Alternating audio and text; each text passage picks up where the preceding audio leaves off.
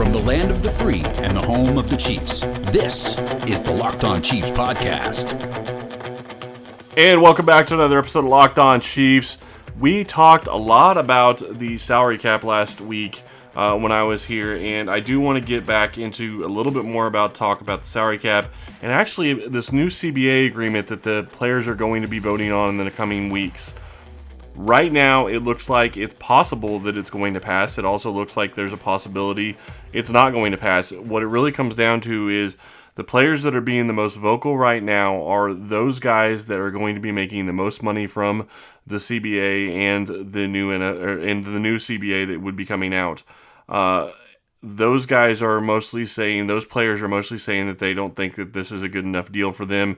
Aaron Rodgers has come out and said that he wants 50% of the NFL revenue instead of 48%, so he's not thinking they got enough, and he's saying that a 17th game is a non-starter for him.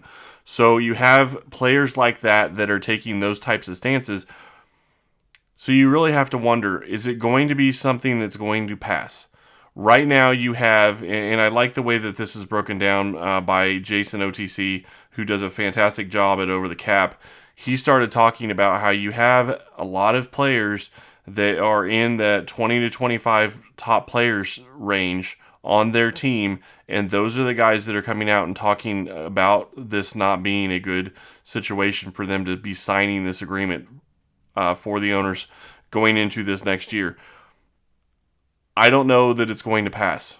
There are enough people out, there are enough of the players that are coming out that are saying that they're not going to vote for it. I don't know that it's going to pass.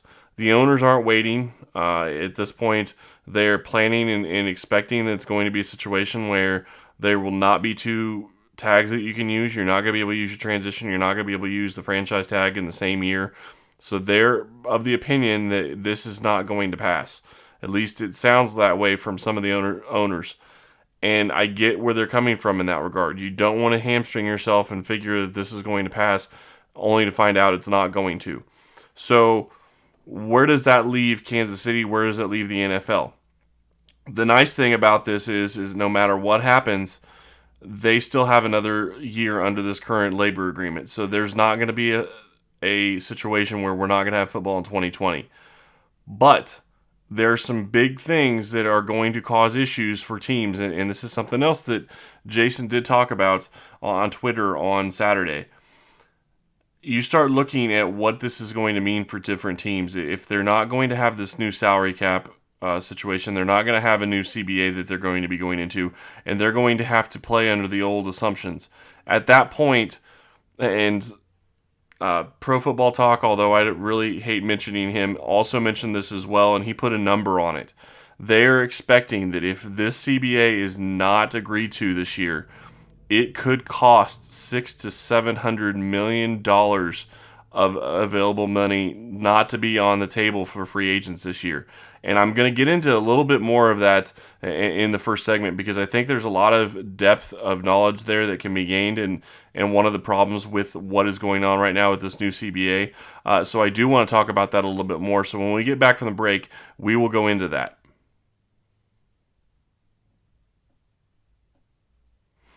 All right, so like I was talking about before the break, there are some things that are really big keys in this new CBA that they've got to get figured out. Are they going to be able to do this, or are they not going to be able to do this? $600 to $700 million of non-free agent money that is going to be out there could really motivate some players. Is it going to be something where they're going to go vote because they want to get paid? It's possible. There's enough free agents this year that if they wanted to go vote for this, and you get a lot of those younger tier guys that are making minimum anyway and they're going to get 20% raise, they're going to probably vote yes. Where does that leave the NFL? Where does that leave teams? Where does that leave Kansas City? Here's the problem. Right now you're in a situation where you could do both a franchise tag and a transition tag. That is not a good situation for free agency. That's not a good situation for teams. It's not a good situation for it's a great situation for the teams. I'm sorry. It's not a good situation for the players because they want to be able to hit free agency. That will cost players in Dallas and Tennessee specifically. It could cost some players in other places as well, so we'll have to see how that shakes out throughout the rest of the season, or the offseason. But Kansas City's not going to have that issue. They're not going to transition tag anybody. One, they don't have the money. Two, they don't really have somebody that would be in a good situation for that. Where this is also going to hit you, and it's going to hit Kansas City very hard if they have to make some cuts. This is one of the bigger things. Without having a new CBA, you cannot use the June 1st designation, which means every single penny that Sammy Watkins is going to cost you on his bonus that he got paid year one is going to be in 2020's cap. That is all coming off this year. If they have the June 1st proration, then they can spread it out. But if they don't have that, that's really going to cost this team. It could cost them a lot of money with Sammy Watkins. It could cost them a lot of money with LDT. There are several other different players that it could cost them. It could cost them also with Damian Wilson, but also at a smaller rate. That is going to hamper free agency. That's going to hamper teams from being able to free up money to be able to go out and get guys because they're going to have more money committed to the cap already this year. Then you get into a situation where you can't, in this next year of the season of the CBA, you cannot give a player a huge. What Kansas City has liked to do over the past couple of years is they would give you a very low salary the first year, and they would take your bonus and they would use that portion of they would use the bonus to pay maybe $30 million on a big deal, and that would be prorated over 5 years, and they may give you a $1 million salary. So really, it seems like you're making, $6 million against the cap or $7 million against the cap, depending on how the numbers come out, and then but you're getting $30 million in your signing bonus. So you feel good about it as a player. The team feels good about it because they're getting you at a lower cap number. They can't do that this year. And what I mean by that is you can't specifically lower a cap that much because then you're going to have a 30% cap issue. In this situation with the CBA the way it is right now, you cannot go from year one having a $1 million salary to year two having a $10 million salary. That's not allowed. If they get the CBA done, it is possible that that is going to be something that's going to happen with multiple different players and multiple different teams. But that's severely going to hamper the amount of money that people can go and put against a bonus to try to get a low cap number. That is really going to hamper free agency this year if there's not a new CBA. I'm not saying that it's going to completely change the way the NFL works this year, but it is going to change the way it works in some regards. I think it still gets passed because I think there's going to be enough players out there that really want to pass it. I think you're going to be looking at some of those higher tier guys that are looking for a new contract this year, and the only way they're going to get that new contract this year is to have a CBA done, and they're going to find that out from their agents in the next week. So I think that could cause them to vote yes. It's just hard to say.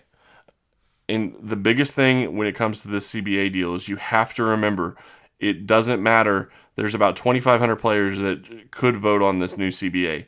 It doesn't matter if you get 1,200. You don't have to get 1,251 if there's 2,500 to pass it. You only need 50% of who votes. So if 1,000 people vote and you have 501 that say yes, that passes the CBA. If you have, if it goes the other direction, if you have 501 that say no and you have 1,000 that vote, the CBA isn't agreed to, and there is not going to be any new CBA before the league year starts. And at that point is when you're really going to see some teams really start trying to figure out what they're going to do. My guess is Kansas City is in a situation where they've already figured out what they're wanting to do right now, and they've got a plan for both scenarios. That is exactly what I expect Brett Veach to be doing right now. I feel comfortable with where they are. I think that they have a pretty good idea as to how they're going to go about it. It would not be surprising to me to see them wait as long as they possibly can to try to get an idea of whether or not the CBA is going to pass before they start making moves to free up salary cap space. And maybe even to tag Chris Jones, though he will get tagged regardless. Sammy Watkins is not going to be here on his cap number in 2020. I don't know how that's going to be. I don't know if he's going to be here in 2020 at all. There's rumors that he could be. There's rumors that he could not be. It sounds like he maybe wants to go play somewhere else. We'll have to see how that shakes out over the next couple of weeks. But at the same time, you're sitting here and you're looking at it from a Kansas City perspective. Chris Jones is going to get his tag. That's not a question. So they have to make a move to be able to do that. Sammy Watkins is most likely that player that they're going to make the move at because it's a known move that they have to make. And then they can make some of these other moves maybe after the CBA is done, or they know whether or not it's going to pass, and they can figure out, okay, we want to release this guy, we want to release this guy. And maybe you release somebody. Maybe you're able to spread some stuff out. Maybe you're able to cut a guy like Anthony Hitchens if you can actually spread out his cap hit. Maybe you can do that. Maybe you can't. We'll have to see how that shakes out for Kansas City. I really do think that this is going to be a big thing over the next 2 weeks. It's going to be talked about a lot. There's going to be a lot of people that are trying to figure out if it's going to pass or not. But right now, like I said, most of the higher end players are players that are coming out and saying this is not a good enough deal for us. And a lot of them are saying the 17th game is a non-starter for them just from the outset. That's a big deal because the NFL is obviously trying to get more games and try to figure out a way to get more income coming in. So we'll have to see what happens in that regard. When we get back, I do want to get into a little bit more of talk about the draft, talk about what Kansas City's got in their draft plans and where they could go in that direction. All right, so we've talked a lot about the CBA. We've talked a lot about how free agency could be affected with the new CBA, whether or not there is one or not. There could be huge effects on this free agency class. Then you start looking at what is going to happen in the draft. The draft isn't going to change because of the CBA, but there are going to be some things that are going to change based on whether or not the CBA comes to fruition in the draft. And what I mean by that is, if teams can't go out and get players because they simply can't afford to go spend the money and have all that dead space in 2020 and be able to go and get guys, and guys aren't able to get the deals that they want, you may see a lot of one-year deals this year, though that's going to be hard for teams to do, and players aren't probably going to get the money that they would want from those one-year deals. But then it's going to change the focus, and you may see a lot of guys waiting until after the draft to go and sign with teams. Teams may start looking at free agency and saying, look, we really don't have the money right now. Let's go see if we can find something in the draft. And if we don't get something in the draft, maybe we can find somebody afterwards. Maybe somebody will go draft somebody and then have to cut somebody because they drafted their replacement already.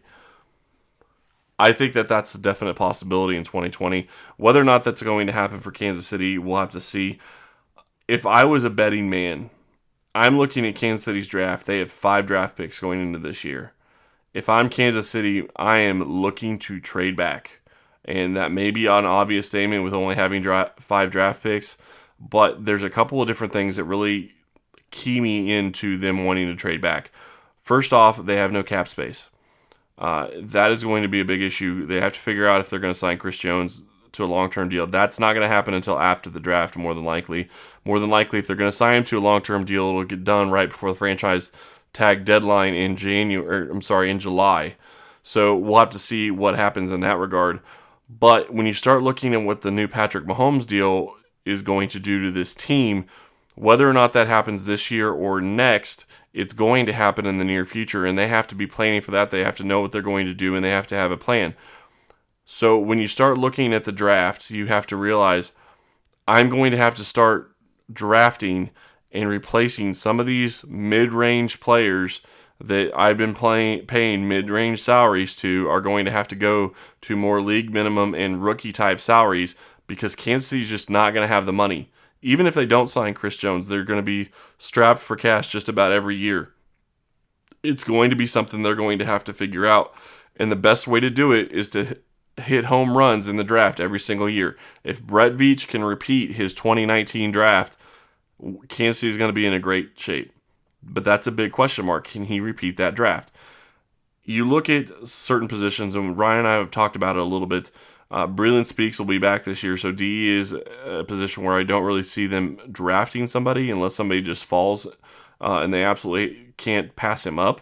But I do think that you could double dip at different positions. I do think that it's possible that you double dip at corner. You don't have anybody at corner right now besides Shavarius Ward and Rashad Fenton. Those 2 guys are great players, but they're not going to be the entire, the biggest part of your depth in corner next year. you have to get somebody in that position. And corner is one of those premium positions where you're going to pay them a lot of money if you're going to sign somebody off the street. So if you're going to sign a good player anyway. So I do think that they could double dip at corner. I don't think that there's going to be value there at 32. And one of the things that's also going to play in Kansas City's favor, and this is something that we'll have to see again, this is how something that the CBA could really affect, is that 5th-year option going to be as big of a deal for teams wanting to trade up into the first round? Because if you're going to get a quarterback late, having that 5th-year option is a great deal. Other positions as well, it's still nice to be able to have it, but they're changing the way that they're going to do the 5th-year option in the new CBA, where it's based on if you get in a couple of Pro Bowls, your 5th-year option is going to be a lot higher in a salary escalator than it would have been under the 5th-year option that it is currently. So that could really change whether or not somebody wants to trade back up into the first round. I don't think it's going to be a huge deal, but it's going to be interesting to watch. Then you start looking at what Kansas City is going to do in this draft. Like I said, I think that they could double dip at corner. And if they do that, that's something that could really benefit them if they're able to get 2 corners in maybe, say, the 2nd and 3rd round. You look at other positions on this team, and yeah, you'd like to go get another wide receiver. We don't know if Sammy Watkins will be back. If he's back, then maybe that knocks that way down and you don't have to take that position. It would be great to be able to give Patrick Mahomes somebody like that. It'd be great to be able to go and draft offensive linemen to protect Mahomes. The key there, though, is if you release a guy like LDT, you have a guy like Ryder who was able to play pretty good at right guard the first year, and he struggled at left guard. Well, if you bring Wisniewski back on a cheap deal, maybe your left guard situation's taken care of. If you release Austin Ryder, is Nick Allegretti going to be ready? Is Martinez Rankin going to be ready for a left guard position? I do think you have some options there that you have to really consider that weren't available this year. So I do think that that's something that they're going to be looking at, and I think that's certainly a possibility. It's also possible they go out and draft somebody. I just really don't know how this draft is going to play out. You have a lot of talent at offensive skill positions. You have a ton of talent at wide receiver, which means wide receivers are going to drop. So if you want a good wide receiver, maybe you can wait till the 3rd round or 4th round and get a guy that maybe would have gone earlier in a different draft. But when you start looking at the other positions that Kansas City really needs, linebacker, I don't think you're going to get a guy at 32 that you're really going to want to go and get unless somehow Kenneth Murray falls or Patrick Queen falls, which I can't see either of those guys still being there at 32. If they are, I don't know that Kansas City trades back at that point. I think they have to take those guys. And at that point, especially if a CBA is passed and you're able to spread out a cap hit, maybe you do release a guy like Anthony Hitchens and free up some cap space this year and next year, and you get a replacement type player for him. But when you start looking at the rest of this draft, you just have to figure out what positions am I going to need in the next 2 years?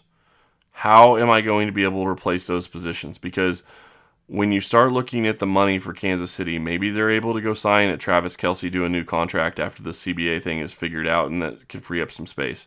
Maybe they're able to get a deal done with Chris Jones. But again, when we talked about the CBA, if they get a deal done with Chris Jones, then it's long term, and they don't get a CBA, that makes it harder because they're not going to be able to use the escalators in salary like they normally would. That's a big question. And then you start looking at other positions that they could really be focusing on. Could they go out and get a running back? Maybe. Could they go out and maybe get another tight end? It's possible. I would think that they would want to get a second tight end. And then you start looking at the defensive side of the ball. You have your safeties. You have, a need at corner. We've already talked about that. You can go out and draft 2 of those possibly this draft, and maybe you're able to get 2 corners this draft that can contribute. But obviously free agency will determine whether or not they need a couple corners or just one. I would still think they're going to need a couple. But then you start looking at the front end of the defense. If you're going to cut a guy like Wilson, you're going to have to replace him. Who are you going to replace him with? They don't really have a person to replace Wilson with right now. You don't have a guy to replace Anthony Hitchens with right now, even though maybe you would want to because of the money. If you go out and draft somebody that can replace Anthony Hitchens, okay, well, there you go. That helps that position. But where are you going to give up? Are you going to give up? You're going to probably have to draft somebody at a higher positional value in this, early second or late first to be able to get a linebacker that's really going to be somebody that can play in this defense and really help at that positional level. Because the problem with Kansas City's defense this past year, they use safeties a lot as some of their linebackers, and that's fine. Daniel Sorensen does a good job of it most of the time, and they brought down, Tyrann Mathieu as well. So I think that's a good sign for Kansas City going into different things and going into next season, but they don't have any great linebackers. That's an issue. They have to get that figured out. And if they can get the linebacker position figured out, that really is going to help free some other things up. So I do think that that's something they're going to focus on this season. And going into this offseason is try to how to change the linebacker position. Thank you all for listening. That's going to be it for us today. Ryan will be back with you a little bit later this week. I will be back tomorrow, and we're going to be talking a little bit more about this team and what they could really be looking at going into 2020. Ryan Tracy is the founder of Rogue Analytics and the host of RGR Football on YouTube. Follow him there. Chris Clark is a senior analyst at ChiefsDigest.com, where you can get his work. Rate and review at Apple Podcasts and subscribe on your preferred podcast platform. Thank you for listening.